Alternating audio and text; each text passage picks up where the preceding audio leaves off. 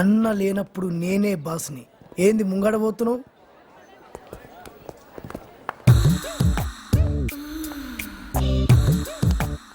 అది నాది.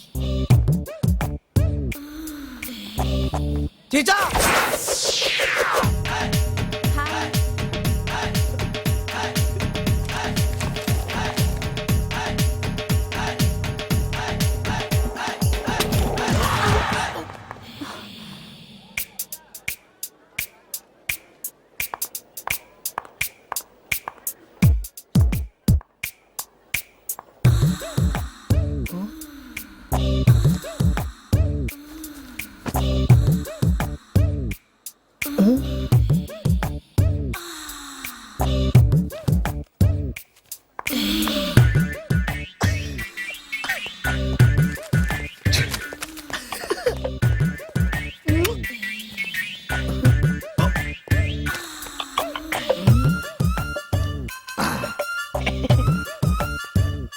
కళ్ళు కనిపించట్లేదురా ఎదవ సచ్చినాడా?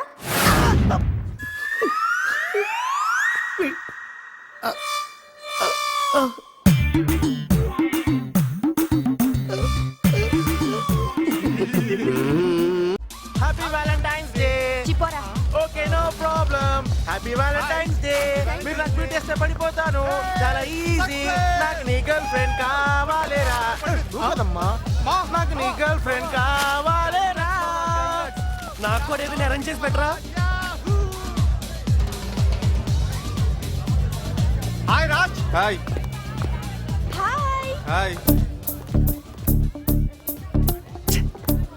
ఏమైందన్నా? ఏ వాడు ఉన్నాడు పెద్ద ఎటకు బుర్ర తినేస్తాడు.